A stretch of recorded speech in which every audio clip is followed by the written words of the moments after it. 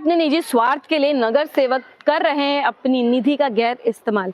हम तो पूछेंगे। नमस्कार, मैं दीपाली मिश्रा, आप देख रहे हैं हम तो पूछेंगे। अपने निजी स्वार्थ के लिए किस तरीके से निधि का गैर इस्तेमाल किया जा रहा है, वो भी गार्डन में छोटे मासूम बच्चों के खिलौनों के साथ आपको दिखाते हैं और सुनाते हैं यहाँ के पूर्व नगर सेवक की जुबानी। क्या है पूरा मामला और क्यों आप इस पर आपत्ति जता रहे हैं?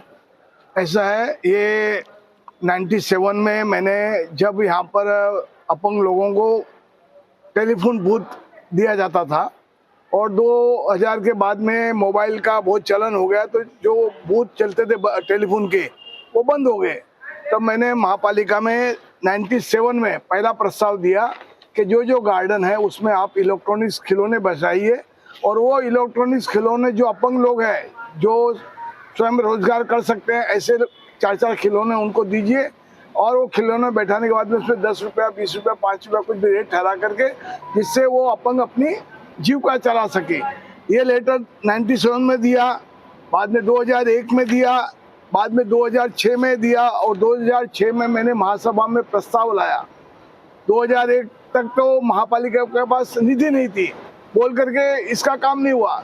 2002 में चुन के आने के बाद में 2006 को वापस इस प्रस्ताव को लाया और यहाँ पर बच्चों को खेलने के लिए 11 इलेक्ट्रॉनिक्स खिलौने मैंने लगाए और वो खिलौने 2010 से लेकर 2020 10 साल बराबर ये खिलौने चल रहे थे।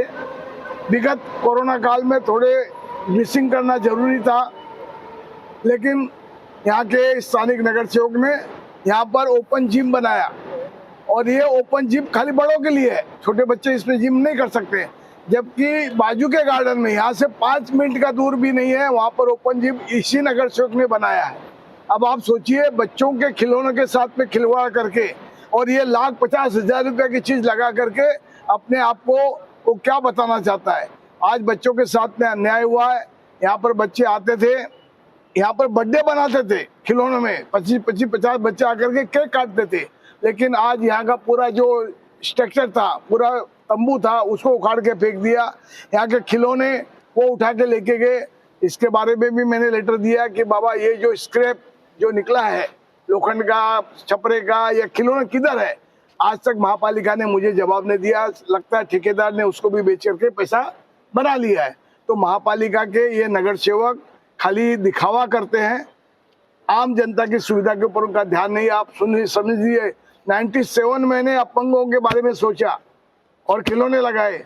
यहाँ पर बाजू में झोपड़पट्टी में 3 अपंग है, तीनों को मैंने खिलौने यहाँ पर मेंटेन के लिए दिए थे, अनऑफिशियली दिए थे, लेकिन उनको 2 पैसा मिल रहा था यहाँ पर देख रेख के कारण।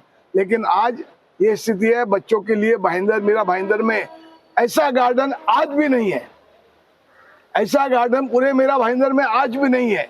लेकिन महापालिका के अधिकारी भी नगर सेवकों से दबाव में आते हैं, जबकि नगर सेवकों को अपनी निधि तो ऐसे छोटे छोटे बच्चों के, बूढ़ों के काम आने वाली चीज में लगाना चाहिए। रोड के लिए, गटर के लिए या आपके दूसरे कामों के लिए तो महापालिका का खुद का आर्थिक बजट है। गटर बनाने की जरूरत नहीं है नगर सेवकों को, रोड बनाने की जरूरत नहीं है। करोड़ों रुपया महापालिका का फंड है उसमें बनाने के लिए।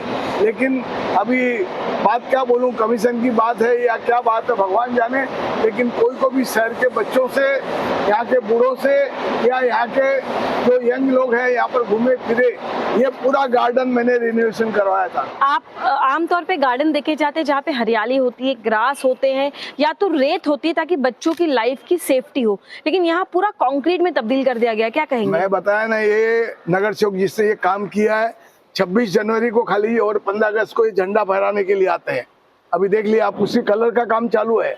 26 जनवरी को और 15 अगस्त को झंडा फहराने को आएगा, उसके बाद में उसका यहाँ पर कभी भी आना जाना नहीं रहता है।